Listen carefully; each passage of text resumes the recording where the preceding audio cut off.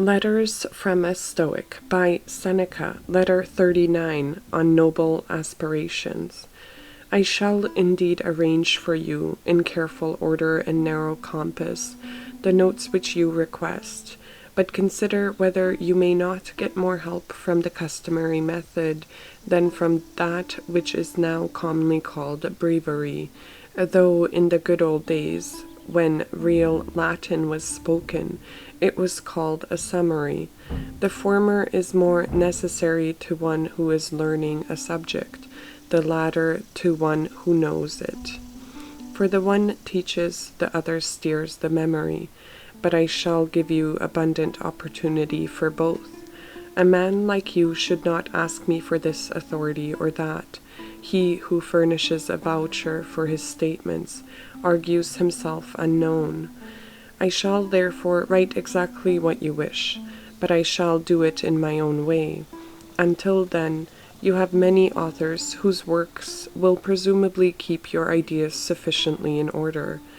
Pick up the list of philosophers. That very act will compel you to wake up. When you see how many men have been working for your benefit, you will desire eagerly to be one of them yourself, for this is the most excellent quality that the noble soul has within itself, that it can be roused to honorable things. No man of exalted gifts is pleased with that which is low and mean. The vision of great achievement summons him and uplifts him, just as the flame springs straight into the air and cannot be cabined or kept down any more than it can repose in quiet. So our soul is always in motion, and the more ardent it is, the greater its motion and activity. But happy is the man who has given it this impulse toward better things. He will place himself beyond the jurisdiction of chance. He will wisely control prosperity. He will lessen adversity, and will despise what others hold in admiration. It is the quality of a great soul to scorn great things and to prefer that which is ordinary rather than that which is too great. For the one condition is useful and life-giving, but the other does harm just because it is excessive. Similarly, too rich a soil makes the grain fall flat. Branches break down under too heavy a load. Excessive productiveness does not bring fruit to ripeness. This is the case with the soul also, for it is ruined by uncontrolled prosperity, which is used not only to the detriment of others, but also to the detriment of itself.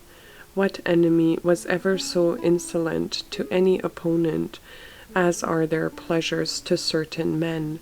The only excuse that we can allow for the incontinence and mad lust of these men is the fact that they suffered the evils which they have inflicted upon others, and they are rightly harassed by this madness, because desires must have unbounded space for its excursions, if it transgresses nature's mean.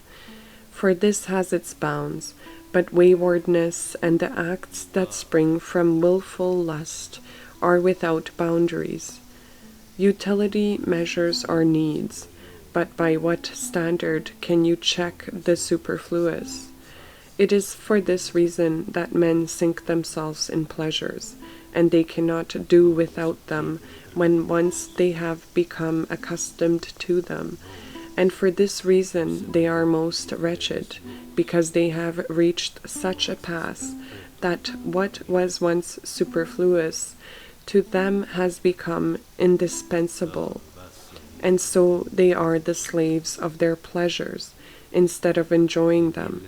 They even love their own ills, and that is the worst ill of all. Then it is that the height of unhappiness is reached, when men are not only attracted, but even pleased by shameful things, and when there is no longer any room for a cure, now that those things which once were vices have become habits. Farewell.